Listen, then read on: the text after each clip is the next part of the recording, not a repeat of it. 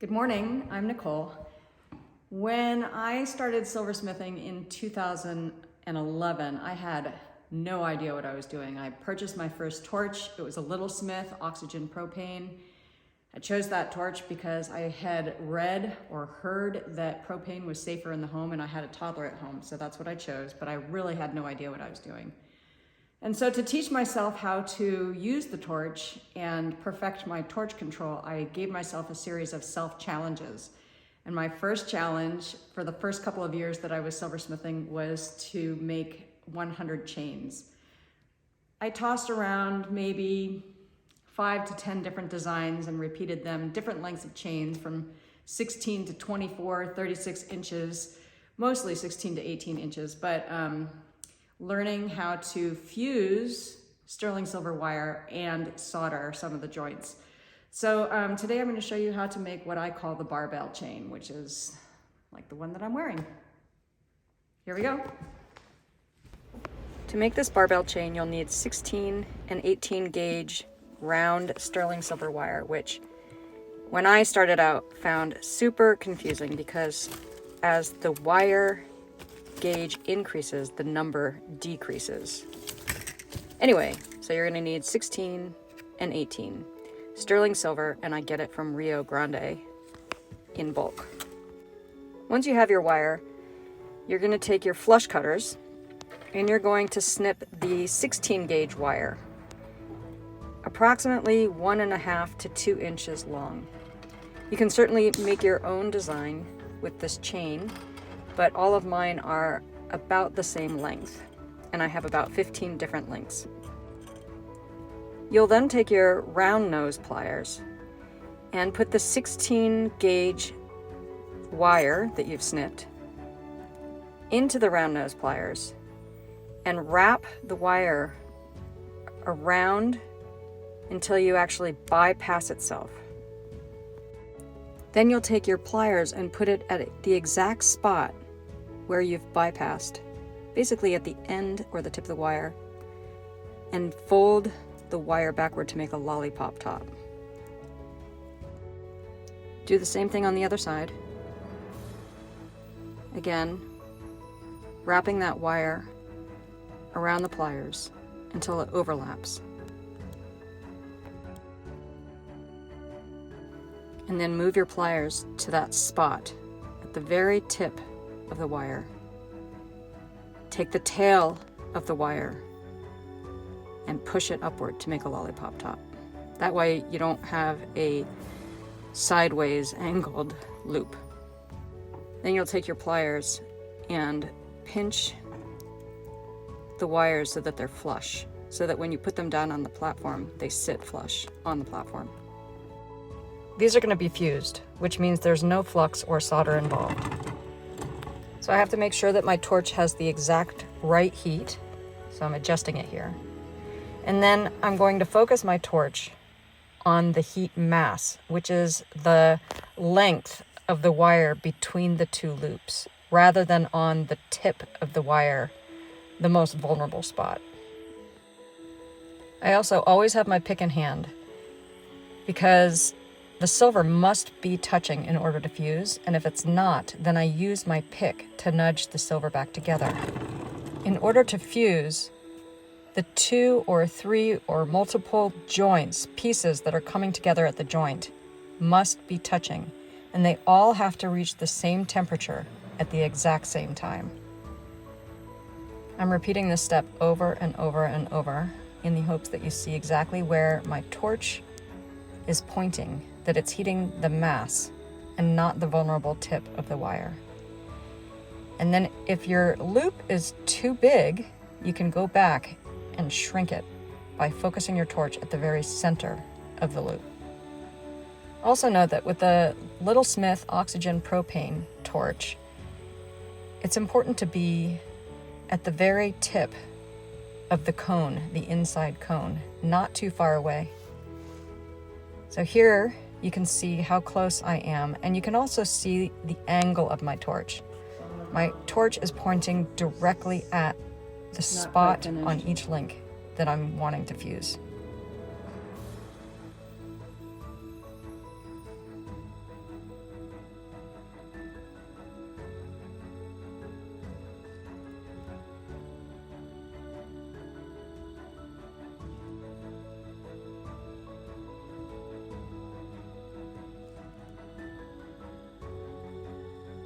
When you fuse your links, if the loop is sideways or cattywampus, when it's still molten, you can use your pick to straighten it out.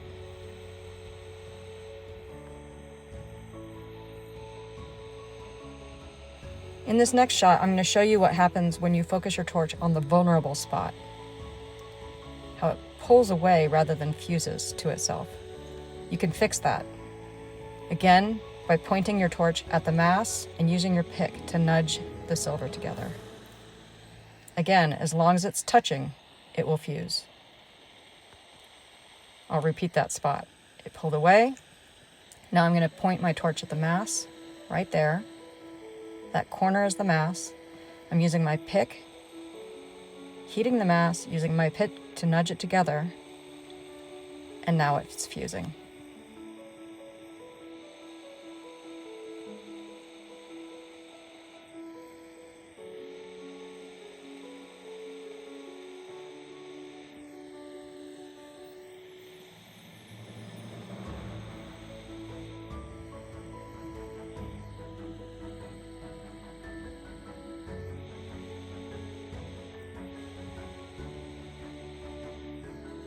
If your torch is too hot, or if you're blowing too much oxygen at your silver, it will deteriorate when you're heating it, like this.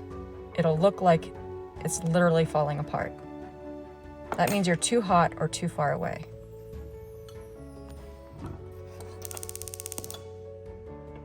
So here I'm showing you, I'm turning up my torch, making sure that it's the right temperature, and I'm going to show you how close you really should be to your silver using this specific torch.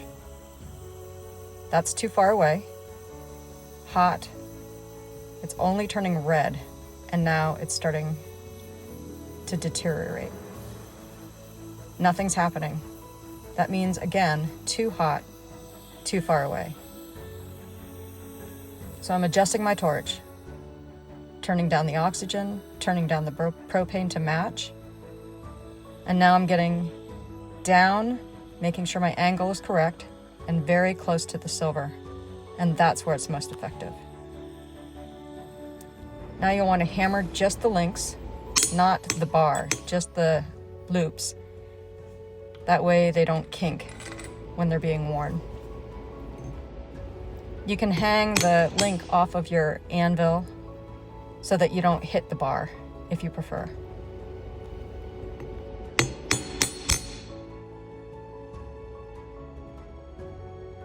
Then you'll take your 18 gauge wire and you'll snip it to approximately 3/4 of an inch lengths.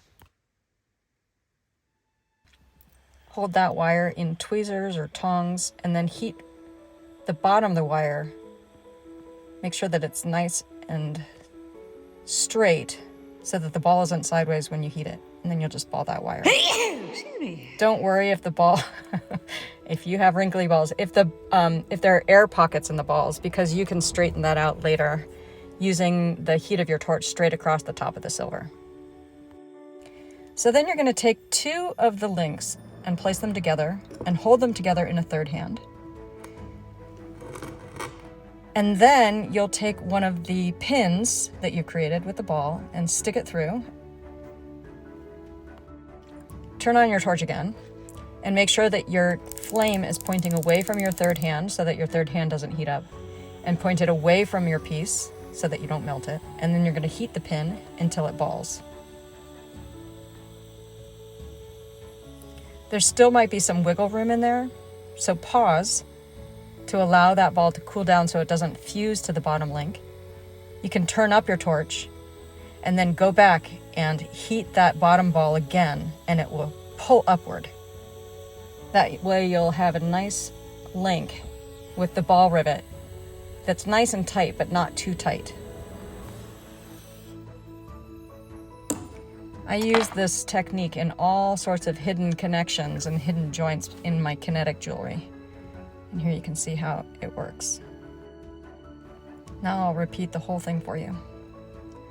So you're going to take the links, add another one, and you can add it either on the top or the bottom, so they can alternate up, down, or they can go down and then up, up, up, up. But anyway, you take those, place them together in your third hand. Take one ball rivet or a pin and put it on in there. Turn on your torch. Make sure that it's pointing away from the third hand and away from your piece. You'll heat that pin until it balls up. Pause. You can turn up your torch, or if it's hot enough, go in and heat that ball again until it draws upward. Test it, looks good.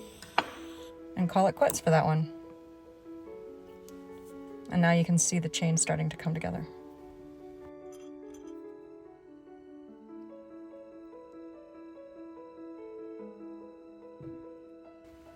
Now let's say that you have a pin that's too short and you need to add more to it, because if the ball is too small or that hole is too big, pin balls, all these pins and balls will just drop through. So you may have to add some more mass. So here I'm going to show you how to do that. I've placed 2 links together in the third hand, putting a pin in there, and I'm just taking some extra silver scrap and I'm going to put it on my soldering platform so that it's ready. This is just some extra scrap.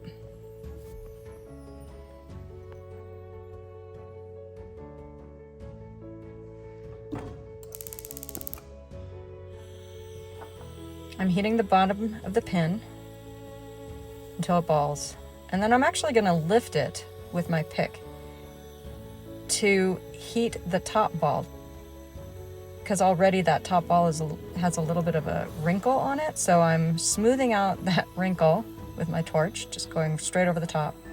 Now I'm going to take some of that scrap and I'm picking it up with my pick, so there it's on my pick.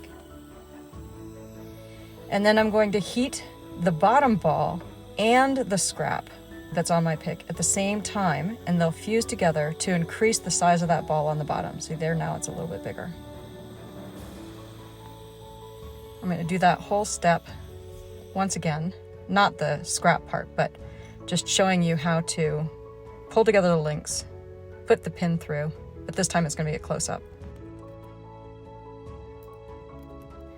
This side is actually going to be the hook, so you can see that there are not 2 loops on this particular link.